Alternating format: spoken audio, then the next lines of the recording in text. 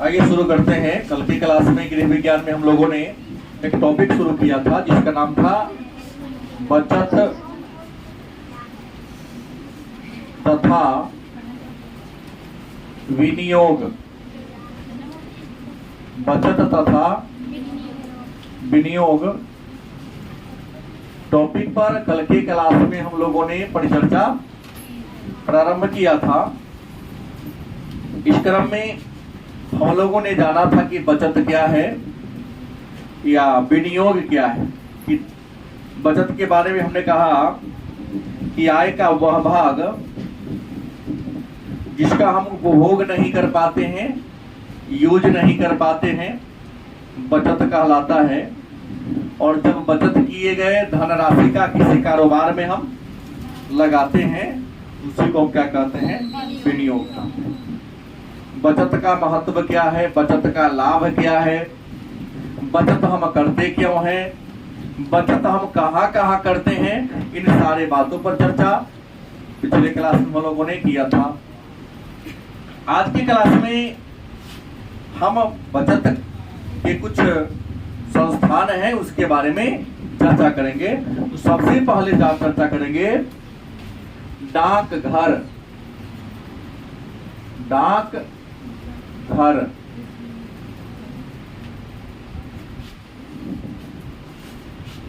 इसकी शुरुआत अंग्रेजों के काल में हुई थी। अंग्रेजों ने पत्र व्यवहार के लिए, संदेशों का आदान प्रदान करने के लिए, सूचनाओं का आदान प्रदान करने के उद्देश्य से इस व्यवस्था की शुरुआत किया था। और यह व्यवस्था लॉर्ड डलहौजी के शासनकाल में एक व्यवस्थित रूप धारण कर लिया था। गलत सही? लेकिन प्रश्न है कि आजादी के बाद की बात करें तो डाकघर है क्या? तो पहला लाइन होगा, यह कैसा सरकारी संस्थान है। डाकघर कैसी संस्था है? सरकारी संस्था है। और सरकारी संस्था होने के साथ साथ धन को सुरक्षित करने का, धन को सुरक्षित रखने का यह एक बहुत ही अच्छा माध्यम है। डाकघर सरकारी संस्था है।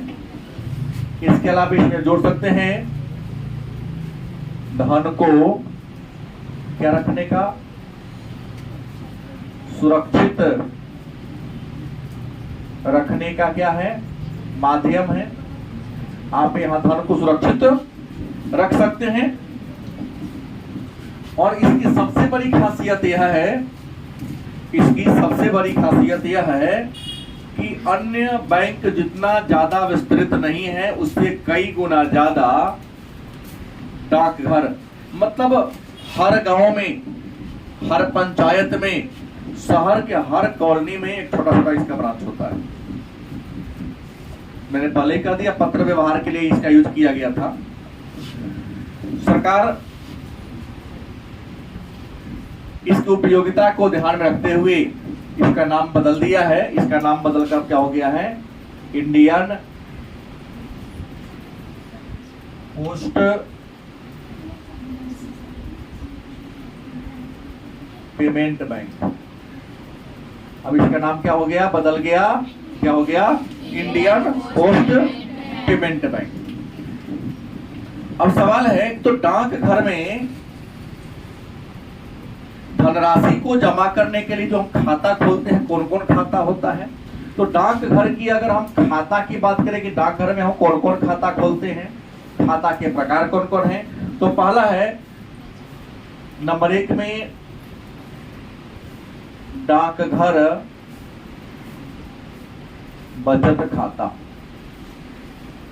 डाकघर में भी अनेक सारी खाता खुलती है जिसमें सबसे कौन है, डाकघर बचत खाता। यह खाता कोई भी इंसान अपना 2 प्रूफ के साथ आप जाइएगा, एक आधार कार्ड लेके जाइए, एक पैन कार्ड लेके जाइए, चाहे निवास प्रमाण पत्र लेके जाइए, खाता खुल जाएगा। खाता खोलने के लिए न्यूनतम धनराशि कितना चाहिए आपको, 20 रुपया से। कितना धनराशि से, 20 रुपया से खाता खोल सकते हैं। ब्याज का दर इस पर काफी कम होता है। ब्याज का दर इस पर काफी कम होता है।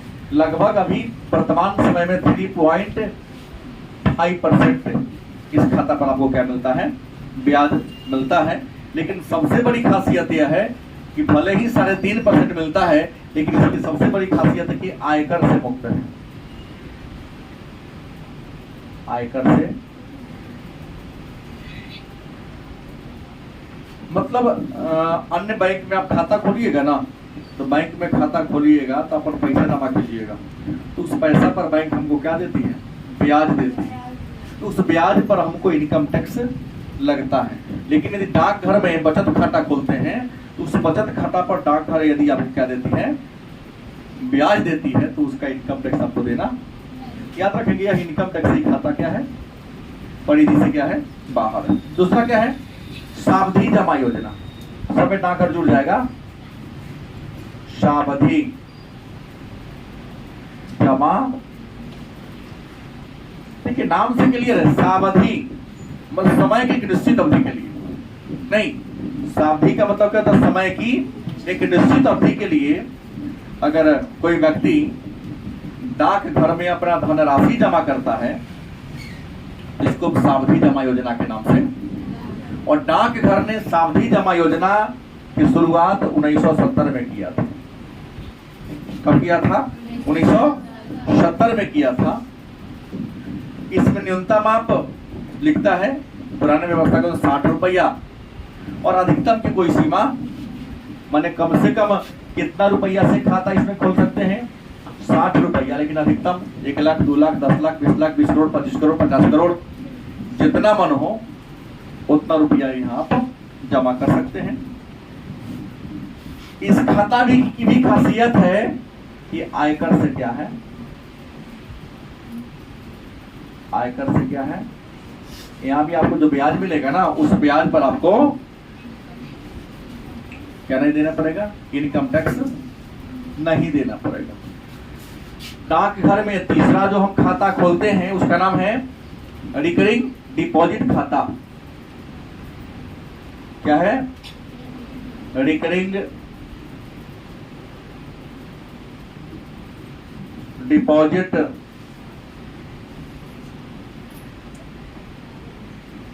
खाता।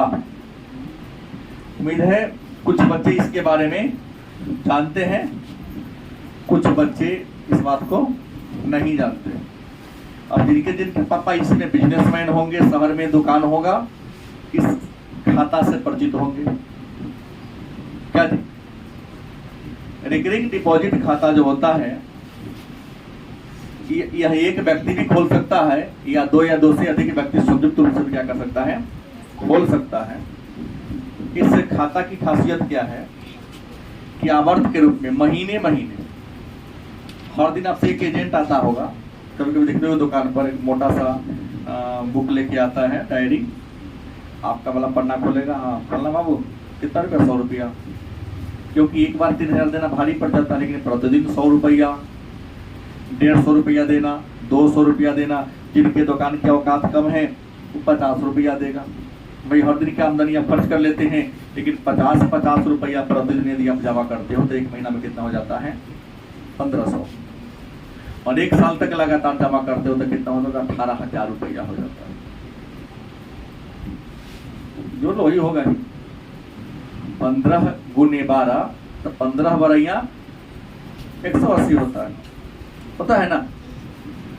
तो रिकरिंग है यह खाता। न्यूनतम कितने वर्ष के लिए, 3 वर्ष और 5 वर्ष के लिए खाता खुलता है। 3 वर्ष से पहले इसको तोड़ नहीं सकते, नियम है इसका, बात समझ गए। हाँ, एक सुविधा यहाँ पर है कि आपने पैसा लगातार जमा किया और अचानक आपको धनराशि की जरूरत है, तो जितना आपने जमा किया है उसका 50% यहाँ पर आप लोन ले सकते हैं।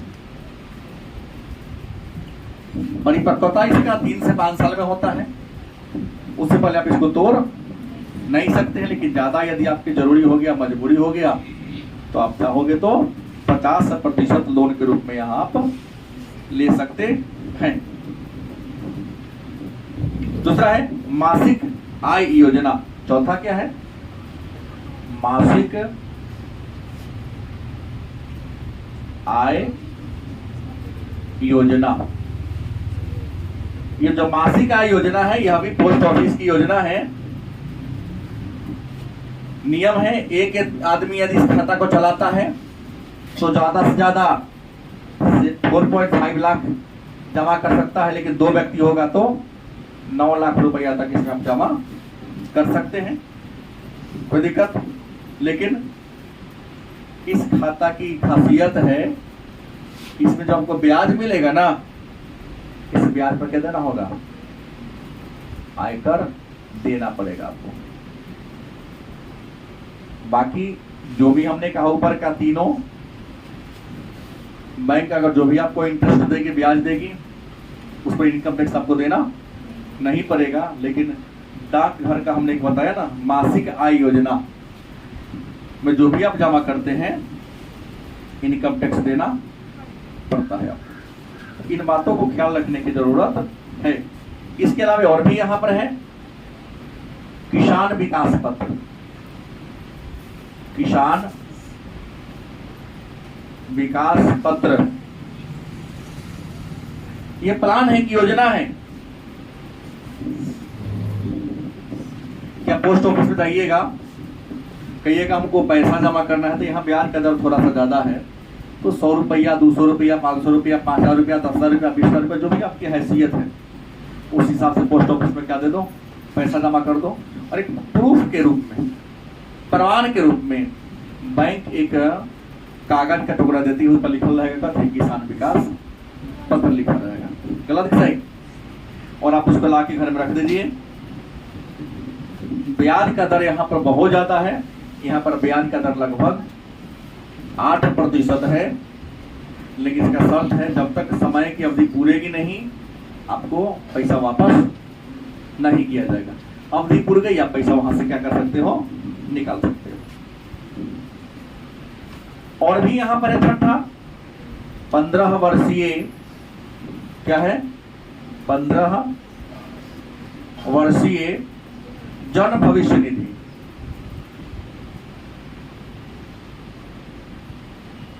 नाम से क्लियर होगा, 15 वर्षीय मतलब 15 वर्षों का। आप पोस्ट ऑफिस में एक योजना है कि आप चाहे तो 15 वर्ष आम आदमी इसको खोल सकता है, 15 वर्षों का रुपया रख दो, 15 वर्षों के बाद रुपया आपको क्या होगा, मिलेगा। लेकिन यहाँ भी इनकम टैक्स से क्या है, आयकर में क्या देता है, छूट देता है। जो भी ब्याज मिलेगा ब्याज पे इनकम टैक्स लगता है, नियम है, लेकिन यहाँ इनकम टैक्स आपको देना नहीं पड़ेगा। फिर एक और सामान्य प्रोविडेंट फंड, सामान्य प्रोविडेंट फंड।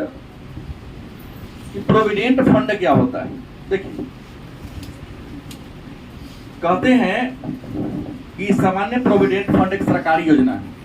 अगर आप सरकारी कर्मचारी हैं, सरकारी सेवक हैं, तो आपको जितना रुपया महीना मिलता है उस महीना का कुछ परसेंट, नियम है 6.25%, लेकिन आप चाहें तो ज्यादा भी जमा कर सकते हैं। इसमें क्या कि जमा कीजिए, जब आपकी सेवा क्या होगी, खत्म हो जाएगी, या धीरे धीरे थोड़ा रुपया आप जमा कर रहे हैं, जब हर महीना आपको वेतन मिलता है, हर वेतन में से, मूल वेतन में से 6%, मन है तो 7% कटवा दो, 10% कटवा दो। जब आप सेवा से मुक्त होते हैं तो जितना पैसा सरकार कट ले है उस फंड में ब्याज सहित जोड़ कर एक बार आपको पैसा वापस दिए तो तय दिया। एक बार आपको 10 लाख रुपया मिलेगा तो लगे ना, बहुत होने मिला। सामान्य प्रोविडेंट फंड, लेकिन यह योजना किसको मिलता है, इसका लाभ सरकारी कर्मचारी को। 8वां है राष्ट्रीय बचत योजना खाता। 1987 में शुरू हुआ था राष्ट्रीय बचत योजना खाता। इसकी शुरुआत कब हुई थी, 1987 में हुई थी। और यहाँ और ज्यादा ब्याज है, 11% यहाँ ब्याज है। ब्याज कितना है, लेकिन यह शर्त है एक साल में कम से कम 100 रुपया और ज्यादा से ज्यादा 40,000 रुपया जमा कर सकते हैं, उससे अधिक रुपया आप जमा नहीं कर सकते। और भी है राष्ट्रीय बचत पत्र। 9वां क्या है, राष्ट्रीय बचत पत्र। ये जो राष्ट्रीय बचत पत्र है, यहाँ भी आपको इंटरेस्ट कितना मिलता है? 8%। और यह भी आयकर से क्या है? रहित है, मतलब यहाँ भी आपको आयकर देना नहीं पड़ेगा। और एक 10वां है सेवानिवृत्त होने वाले, सेवा निवृत्त कर्मचारी जमा योजना। मतलब जो व्यक्ति सरकारी नौकरी में थे, अगर सरकारी नौकरी से क्या हो गए, हट गए, तो इस खाता में आपको पेंशन कुछ मिला है तो एक बार जितना मन रखना हो 2 लाख 4 लाख 10 लाख रुपया, ये 60 वर्ष के बाद ही खाता खुलवा सकते हैं। ये खाता खुलवाने का न्यूनतम उम्र क्या वर्ष है? 60 वर्ष। क्योंकि 60 वर्ष के बाद आप रिटायर होते हैं। जितना आपका रिटायरमेंट मिला है आधा रखो, या मन है तो पूरा रख दो, पैसा को यहाँ क्या कर दो, आप रख सकते हो। और यहाँ 9% ब्याज मिलता है। क्या परसेंट? 9% ब्याज मिलता है। इसमें रुपया एक ही बार जमा किया जा सकता है, लेकिन ब्याज महीने महीने देगा। क्योंकि अगर आपको 10 लाख रुपया मिला, घर में लाइएगा तो बाल बच्चा समाज टोटल के बराबर कर देगा।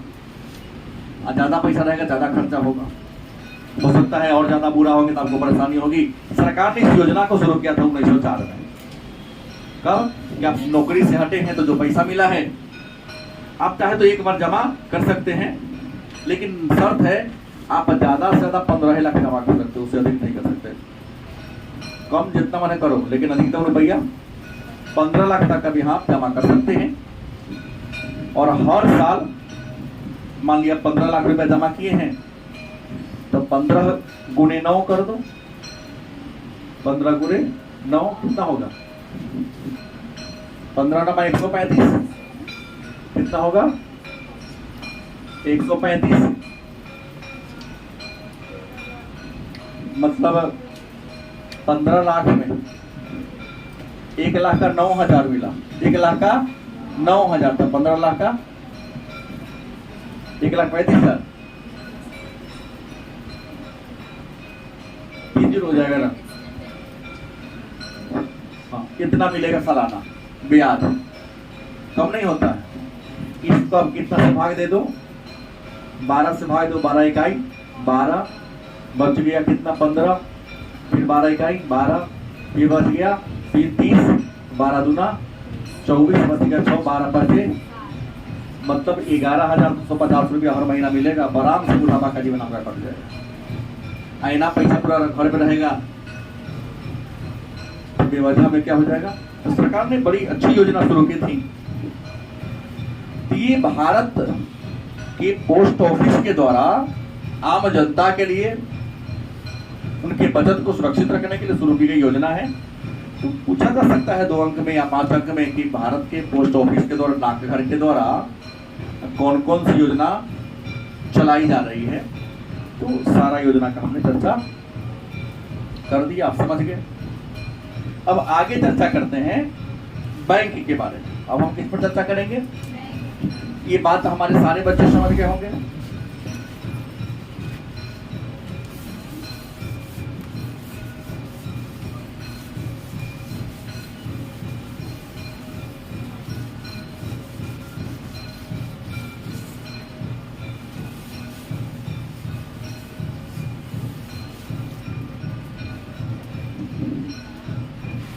अब क्या है?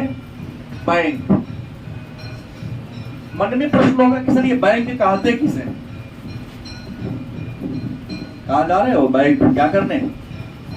पैसा जमा करने या पैसा को ये ना कहते हैं कि बैंक में फिल्म देखने जा रहे हैं, आराम करने जा रहे हैं। परिभाषा तो मिल गया कि बैंक है क्या। तो बैंक वह संस्थान, क्या है? वह संस्थान जहां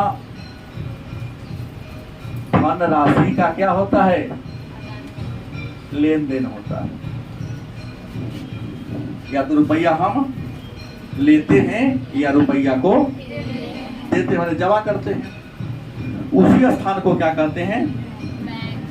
बैंक कहते हैं। क्या कहते हैं? बैंक कहते हैं। अब सवाल है कि भारत में बैंक है कई प्रकार के। अगर भारत में बैंक के प्रकार की बात करें, भारत में बैंक के प्रकार की बात करें तो भारत में रियल में कहेंगे तो बैंक दो ही प्रकार के है ना। बैंक कितने प्रकार के हैं और वर्गीकरण मैं करूंगा आपको। एक है केंद्रीय बैंक। कौन है? केंद्रीय बैंक। और दूसरा कौन है? व्यापारिक बैंक। केंद्रीय बैंक वह बैंक है जिसे बैंकों का बैंक कहते हैं, जो बैंकिंग व्यवस्था में सबसे उच्च शिखर पॉइंट पर है, वैक्स पॉइंट पर है, जिसका काम है नोट को जारी करना, विनिमय वितरण करना। और हर देश में केंद्रीय बैंक है वो होता है, एक होता है। लेकिन अमेरिका ऐसा देश है जहां केंद्रीय बैंक 12 है, लेकिन 12 पर एक हेड भी है, नहीं, फेडरल बैंक। भारत में एक केंद्रीय बैंक है। हम आप लोगों से पूछना चाहता हूं, उस केंद्रीय बैंक का नाम हाथ उठा के बता सकते हैं कि भारत में केंद्रीय बैंक कितने हैं? एक है। उनका नाम किनको किनको पता है? पूछना नहीं है, अगर आप जानते हैं तो अगर हाथ उठाइए। हमें बहुत शर्म आता है कि आप लोग पॉकेट में पैसा लेके चलते हैं। 12वीं के छात्र हो गए और ये आइडिया नहीं है कि भारत के केंद्रीय बैंक का नाम क्या है। ये तो नोट निकाल के पढ़ लिखो तो हो गया। भारत की केंद्रीय बैंक कौन है? आरबीआई। क्या नाम है? स्थापना इसकी 1935 में हुआ था। 1934 के बैंकिंग अधिनियम के तहत 35 में प्राइवेट बैंक था शुरू में, और 1 जनवरी 1949 को इसको सरकारी बैंक, राष्ट्रीयकृत बैंक घोषित कर दिया। जिस समय खोला उस समय इसके पास मात्र 5 करोड़ पूंजी था। आज भारत का 100 रुपया एक रेट, यही नोट जारी करवे करते। एक और लगे हाथ प्रश्न का उत्तर आप से मुझे मिलना चाहिए कि भारत के केंद्रीय बैंक का नाम क्या है? आरबीआई। स्थापना 1935 में, राष्ट्रीयकरण 1949 में। प्रारंभ में कैसा बैंक था? निजी बैंक था। अब कैसा बैंक है? सरकारी बैंक है। इसे बैंकों का बैंक कहते हैं। बैंकिंग व्यवस्था में सर्वोच्च बिंदु पर यही है। सरकार का बैंकर इसी को कहते हैं। मौद्रिक नीति की घोषणा यही करते हैं, नोट यही जारी करती है। इसका हेडक्वार्टर मुंबई में। कहाँ है? मुंबई में है। और हर राज्य में इसका क्षेत्रीय कार्यालय है। हर राज्य की राजधानी में इसका क्षेत्रीय कार्यालय होता है। तो एक प्रश्न है छोटा सा, भारत के केंद्रीय बैंक का नाम है आरबीआई। तो आरबीआई का फुल फॉर्म कौन कौन लड़की बताएंगे? 1 2 4 5 6 7। पहले कृति खड़ी हो, तू 28 थी, खड़ा हो। Very good. Reserve bank of India. Very good, sit down. तो प्रश्न है कि आरबीआई यहाँ का है। व्यापारिक बैंक, देखो रिजर्व बैंक में आम आदमी के खाता नहीं खुलता है, या बैंकों का बैंक, इसका काम बैंक को लाइसेंस देना काम है। व्यापारिक बैंक मुनाफा कमाने वाले बैंक है। और ये जो व्यापारिक बैंक है यह 2 प्रकार की होती है, एक सरकारी, दूसरा गैर सरकारी। गलत सही? ये जो व्यापारिक बैंक है इसके कितने प्रकार हैं? 2 हैं, सरकारी और गैर सरकारी। सरकारी बैंक उसे कहेंगे जिस पर सरकार का नियंत्रण हो। हालांकि भारत में प्रारंभ में जितने भी बैंक खुले थे सब निजी बैंक था। और मैं एक प्रश्न करना चाहूंगा, भारत में पहली बार बैंकों का राष्ट्रीयकरण नेहा अली शेख, खड़ा हो, भारत में बैंकों का पहली बार राष्ट्रीयकरण कब किया गया था? मैंने पॉलिटिकल साइंस आपको पूरा पढ़ाया है। सुधा सिंह गुप्ता।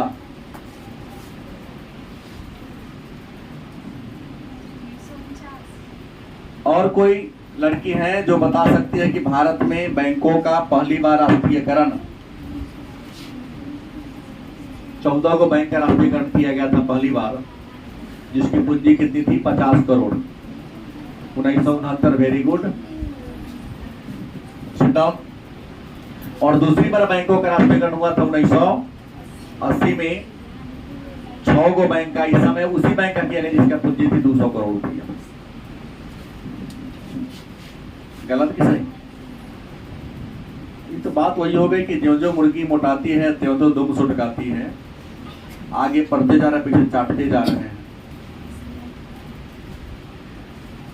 तुम दोनों खड़ी हो ना, ये दोनों।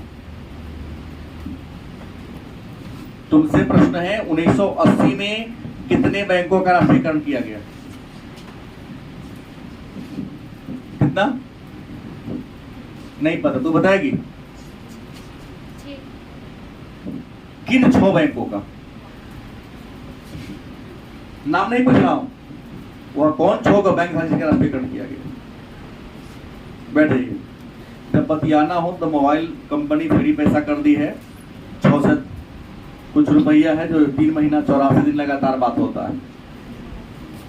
क्या हमने कहा मनोविज्ञान, गृह विज्ञान का सबसे महत्वपूर्ण टॉपिक है ये, और आप लोग हैं कि टाइम पास करते हैं। परीक्षा में बता, नीतीश कुमार जिंदाबाद। गधा को और गधा बना के जा रहा हो, क्या दिक्कत है आपको? फेल होने वाले छात्र को ही पास कराइए दे रहे हैं, 10,000 रुपया दे के वोट 5-7 शासन करते हैं। जय रहो। जीवन में जब धक्का लगेगा ना तो पता चलेगा।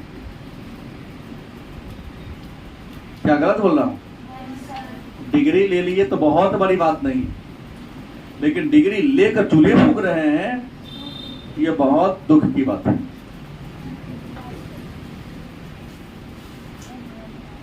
और आप लोग वैसे पढ़ाई पढ़िए रहे कि एमए पीएचडी कर लीजिएगा तो चूल्हे फूकिए, क्योंकि उससे वैसे आपको अयबे नहीं करता है। देख रहे हर दिन यूनिवर्सिटी का बहुत सारा केस अपने पास आता पड़ा रहता है, तो मंत्र फूक देते हैं धायना कलम से, और वही टकरा जाता, लेके चल आता है। वो क्या ना उठारियोग करना लेकर ले जाता है। 10 बजे से परीक्षा है, 9 बजे गैस खरीदता है, 9:15 मेरे पास आता है, सर टिक दो ना, टिक दिए, 9:30 में गैस में जो टिक पन्ना फाड़ लिया, चुरा के लिख लिया। तो मैंने कहा 200 करोड़ जिस बैंकों की पूंजी थी उसका राष्ट्रीयकरण 1980 में हुआ, जिसका पूंजी 50 करोड़ थी उसका 1969 में। लेकिन वर्तमान समय में राष्ट्रीयकृत बैंकों की संख्या कितनी है? 12 है। कहोगे सर 14-20 होना चाहिए, तो बैंकों का विलय हो रहा है। जैसे जो कमजोर बैंक है उसको मजबूत बैंक के साथ मर्ज करके उसको स्ट्रॉन्ग करने का प्रयास किया जा रहा है। गलत सही? जैसे पहले एक बैंक था इलाहाबाद बैंक, इलाहाबाद बैंक को इंडियन बैंक में मर्ज कर दिया गया, अब उसका नाम हो गया इंडियन। गलत कि सही? और इलाहाबाद बैंक का इंडिया के सबसे प्राचीन बैंकों में से 1835 में खुला था। अब आइए, तो सरकारी बैंक हो गए, गैर सरकारी जिसका नियंत्रण निजी व्यक्ति करता है, और इंडिया का सबसे बड़ा गैर सरकारी बैंक है ICICI।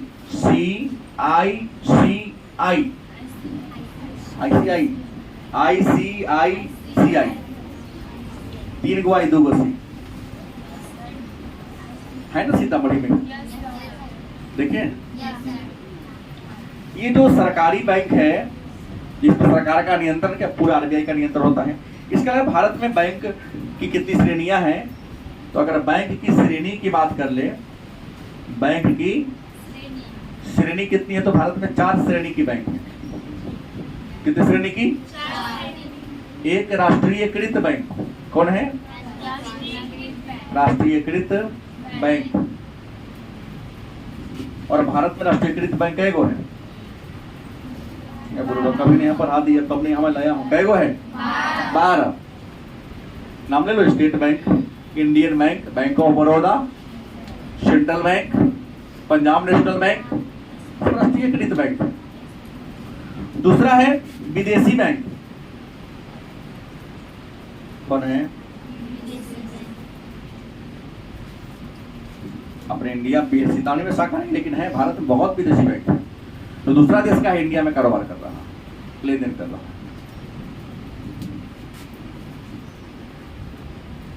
तीसरा क्षेत्रीय बैंक, कुछ ऐसा बैंक है जो खास क्षेत्र में होता है। और चौथा क्या होगा? ग्रामीण बैंक। जैसे वैशाली क्षेत्रीय ग्रामीण बैंक, नाम सुने कभी कभी? और ये सबको शाखा नहीं बंद किया जा रहा है, मात्र 196 वो 28 क्षेत्रीय बैंक नियम है कि नहीं, सब केवल यही राष्ट्रीयकृत ही बैंक रहेगी। और हर राष्ट्रीयकृत बैंक गांव-गांव में अपन मिनी ब्रांच खोलेगा ताकि गांव के लोगों को आने जाने में दिक्कत न हो। इस बात को जान गए। अब देखो बैंक खाता के प्रकार क्या होगा? बैंक खाता, बैंक में क्या करते हैं? पैसा खाता खोलते हैं। खाता मतलब आपका एक डिब्बा हो गया, पन्ना हो गया। खाता मतलब क्या? पन्ना, एगो बैंक में एगो पन्ना हो गया, उस पन्ना पर आप पूरा मतलब क्या होता है? आइडेंटिटी रहती है, बायोडाटा रहता है। उसमें कितना रुपया आप जमा किए हैं, कितना रुपया निकाले हैं, पूरा का विवरण उसमें लिखा रहता है। गलत है? तो बैंक में जो खाता होता है या खाता होते कितने प्रकार के हैं? तो बैंक खाता के 4 प्रकार हैं। पहला है बचत खाता, दूसरा है चालू खाता, तीसरा है आवर्ती जमा खाता और चौथा है सावधि जमा खाता। बैंक खाता के कितने प्रकार हैं? याद रहेगा 4। पहला कौन है? मतलब आपके पापा जी या आपके परिवार के कोई व्यक्ति जब धन अर्जित करता है, कमाता है, तो मैक्सिमम हिस्सा तो अपने उपभोग पर खर्च कर देता है, खाने पीने, दवा, पढ़ाई लिखाई, रूम किराया, बिजली किराया। लेकिन जो पैसा उनके पॉकेट में रह जाता है, सोचते हैं घर में रहेंगे तो जितना रखेंगे उतना ही रहेगा, कभी कभी घट हो जाएगा। नहीं, हाथ तो आप लोग कई बार हाथ पाँव भाज देते हैं। पापा जी तो छुपा के रख लगा रहा था, मिला है घर में। अब लोग क्या कहते हैं? हमको तो मिला है, माने पापा जी के पॉकेटों में है तो वो मिला ही हमारा। सिराना महंगे तो हमको, आपको थोड़ी नहीं है, हमको तो फलाने जगह हमने पाया, मिला हमको। तो पापा जी क्या करते हैं?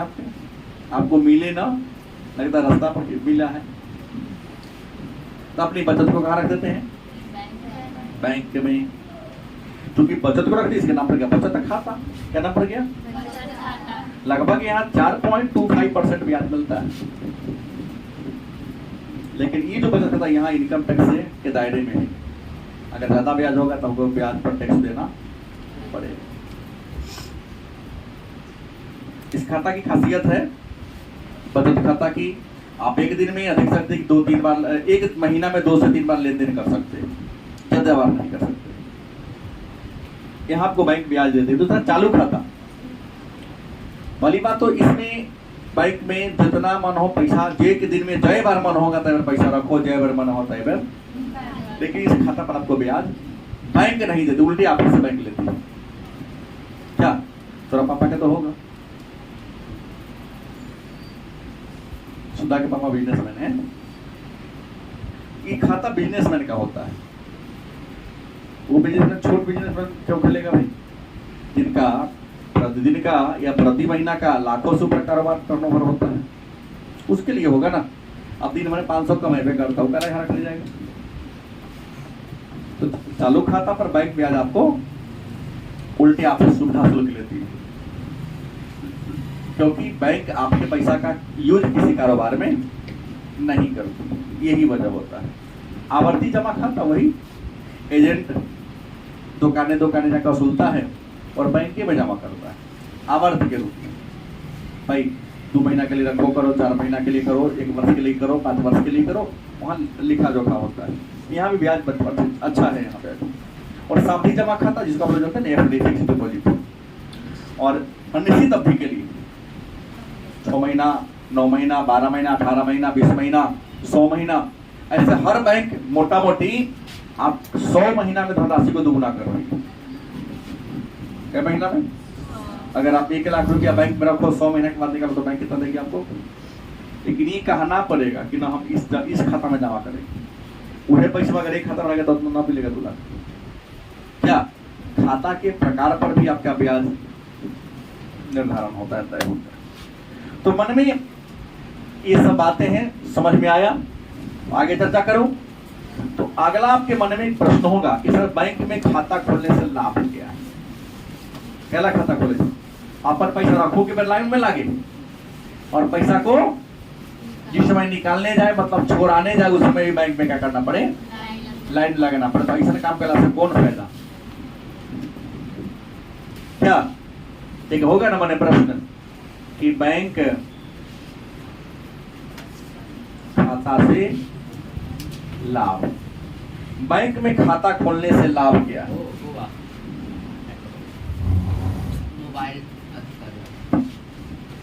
बैंक में खाता खोलने से लाभ क्या है? तो मैं बता दूं कि बैंक में खाता खोलने से पहला लाभ ये है कि जितना रुपया आप जमा करते हैं ना उस जमा रुपया पर आपको क्या मिलता है? ब्याज मिलता है। दूसरा फायदा ये है कि बैंक में खाता खोलिएगा ना, आप पैसा रखिएगा तब बैंक आपको बचत करना या कम खर्चा करना सिखाता है, क्योंकि पॉकेट में पैसा रहेगा तो न चाह के भी मन हाथ हिने होने हो जाता है। लेकिन अगर पल में पैसा रख के बैंक में रहेगा काम को टाल देते हैं, छोड़ो ना कौन जाएगा बैंक में निकालने, फिर ये करना होगा, काम चला लेते हैं। लेकिन हाथ में रहेगा तो ना काम चले वाला ही, चलो खरीद के ले आते हैं। तो बैंक आपको बचत करना, कम खर्च करना सिखाती है। अगला फायदा है कि बैंक में खाता खोलिएगा ना तो बैंक के जाकर आप आदेश दे दो कि हमारे पैसा को इस खाता से उस खाता में ट्रांसफर करें, ये करना आसान है। गलती सही। अगला फायदा यह है कि बैंक में रुपया रखेंगे तो चोरी होने का डर नहीं है। और अगला लाभ है कि बैंक में रहेगा तो बैंक कुछ क्या देगा? ब्याजो देगा कि ना देगा? ये सब क्या होता है? आपको फायदा मिलता। अब बैंक से कई प्रकार के हमको लाभ मिलते हैं जो पहले ही बता दिया हूं। बैंक हमको लॉकर देती है, एटीएम देती है, क्रेडिट कार्ड देती है। गलत कि सही? अब है UTI, unit trust of India, इसी को कहते हैं यूटीआई। यूटीआई क्या है? तो भारत में जितने भी बड़े बड़े कंपनी है ना, चाहे रिलायंस हो, नहीं टाटा मोटर्स हो, महिंद्रा हो, हिंदुस्तान लीवर लिमिटेड हो, डाबर हो, जो भी बड़े बड़े कंपनी है, हजारों लाखों की संख्या में है। कंपनी खोलने में जितना रुपया लगा है ना वह पूरा उस मालिक का नहीं होता। कंपनी मार्केट से रुपया लेने के लिए अपना एक कागज का टुकड़ा जारी करती है। कागज उस टुकड़ा को शेयर करते हैं। क्या कहते हैं? शेयर।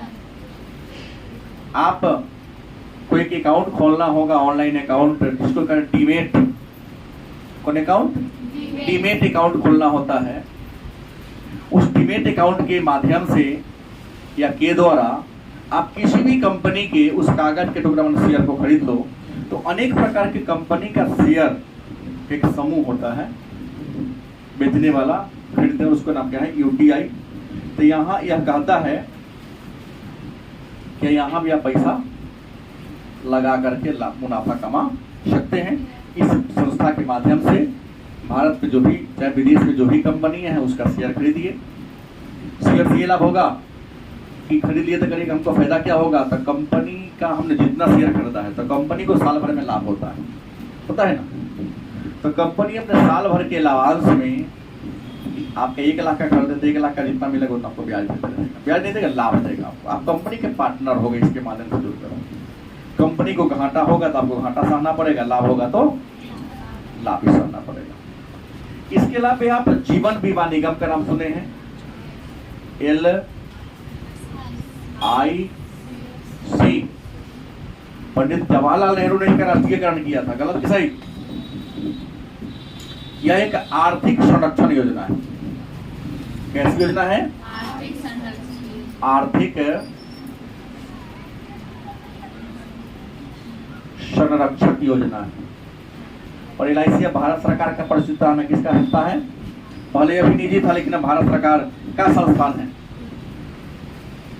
मतलब सरकारी संस्था है। इसमें हम क्या करते हैं, यह जीवन की गारंटी लेता है।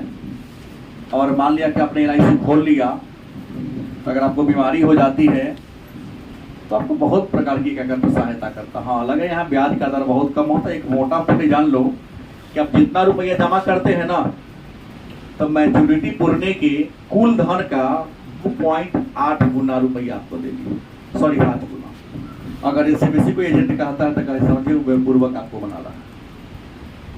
मतलब आप मान लो कि 1 लाख रुपया जमा किए हैं तो आपको देगा कितना? 2.5 लाख। 2.5 गुना ही पैसा है, कैसा आपको दे, उससे बेसी रुपया नहीं देते। तो कुछ ऐसा खास प्लानिंग है जहाँ थोड़ा बढ़ जाता है, लेकिन मोटा मोटी अभी तक हमने यही हिसाब मिलाया है, आपको 2.5 गुना ही देती है, इससे अधिक नहीं देती। तो LIC में आप बीमा कराते हैं तो बीमा कराने के बदले में एक एक कागज का टुकड़ा देते हैं, अंग्रेजी में आपको बॉन्ड क्या कहते हैं, उसको कहते हैं पॉलिसी। क्या कहते हैं? जब LIC में आप खाता खुलवाते हैं तो खाता खोलने के बाद में प्रूफ देता है, 4-5 पेज का होता है, उसको क्या कहते हैं? पॉलिसी कहते हैं। और जो जिस व्यक्ति के नाम से पॉलिसी होता है ना, उस व्यक्ति को कहते हैं पॉलिसी धारक। कौन धारक? पॉलिसी धारक कहते हैं। अच्छा, उस पॉलिसी धारक को वर्ष में 1 बार या 6 वर्ष में 2 बार या वर्ष में 4 बार या तो जमा करेंगे, वार्षिक या 6माही या 3माही। तो वार्षिक होगा समय कई बार, 6माही होगा तो 3माही होगा तो 2 का 12 होता है। पैसा जमा करना होता है। आप में से कौन कौन ऐसा लड़का या लड़की है जिनके पापा जी LIC में खोले हुए हैं? कितने लोग हैं? अरे बहुत सब है, एक आधे को ना सबका है, पापा जी खोल रहे। हाथ गिराओ, तू खड़ी हो, सिंह को। साल में कई बार जमा करते हैं? हर महीने में। हो सकता है कि हमको किस्त कम पड़े, ठीक है। मासिक भी होता है, मासिक होगा तब साल में कई बार करना होगा? 12 बार, हर महीने 12 महीना और 1 साल। तो जो पैसा जमा करते हैं ना, उस पैसा को कहते हैं प्रीमियम कहते हैं।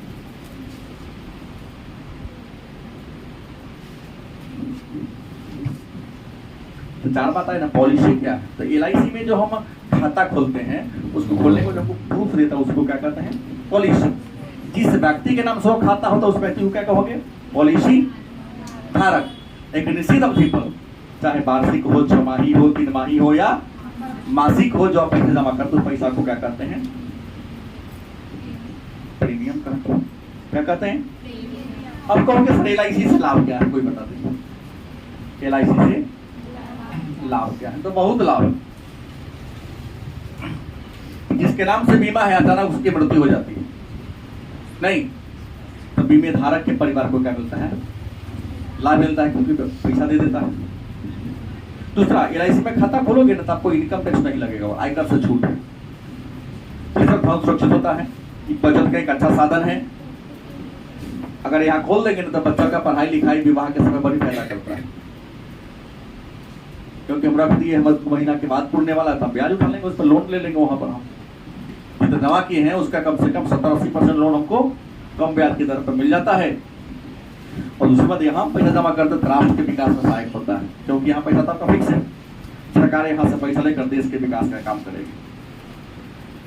अब है जीवन बीमा के प्रकार कैसे होता है।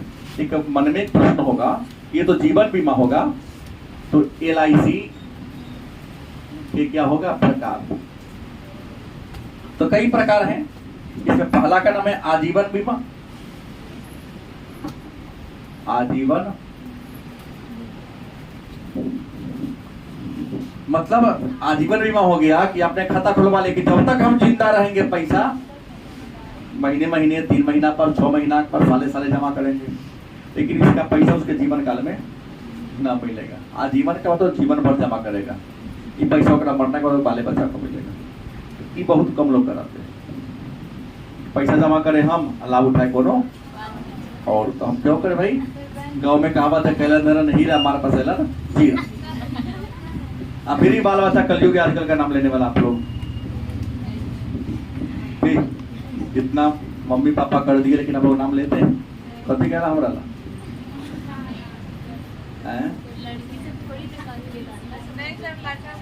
लड़की सब ना कहती। चलो अच्छा है, नौरा दिन सुनेंगे जिगर पापा हमको शिकायत करेंगे फोन करके, तो मैं हिसाब किताब लूंगा। अभी कहेगी ना, अभी तो कही तो 10 साल 5 साल के बाद जरूर कहेगी। सब तो बेटे भी के देता, हमारा कथी देला पूरा से बोलती होगी ना। हाँ, अभी 10 साल के बाद तुम लोग भी शिकायत करेंगे। अब खुशी आ रही है, अब वही हो न, सही बोली। कहीं ट्रॉफी आया, संजोग से बेटा आगे पहुंचे, उसका तो मिल गया, तो दोनों बेटी पीछे से आई। पापा तो भाई जी को बेसी मानते हैं, ऐसा होता है ना। हाँ, छीन के खा जाती है, हम हिस्सेदार है तुम्हारा। हाँ, तो आजीवन बीमा, सीमित भुगतान आजीवन बीमा। दूसरा कौन है? सीमित भुगतान आजीवन योजना। ये कहता है कि निश्चित धनराशि,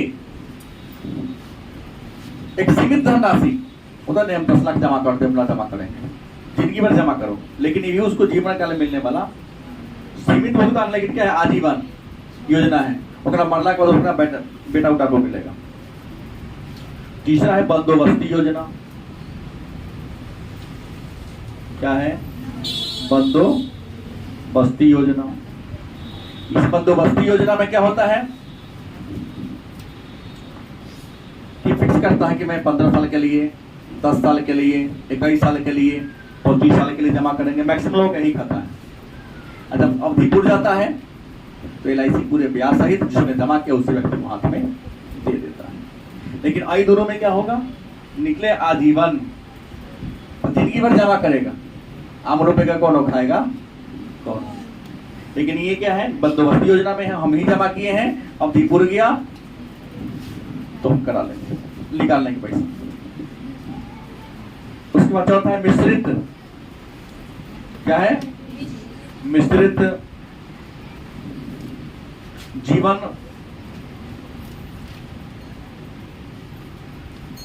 बंदोबस्ती योजना। मिश्रित मतलब 2 आदमी का एक ही बार LIC होता है। पैसा को जमा होगा एक ही आदमी का, लेकिन रिस्क लेगा क्या आदमी का? 2 आदमी का रिस्क लेगा वो। नहीं, मान लो दोनों में से अचानक कोई एक मर गया, तो जो प्रीमियम देते, प्रीमियम देना क्या कर दो? बंद कर दो। नहीं लेके प्रूफ देना होगा कि अमुक आदमी, हम 2 और एक आदमी क्या हो गए, हस्बैंड से दोनों में से क्या हो गया, मर गया, तो प्रीमियम आपको देना।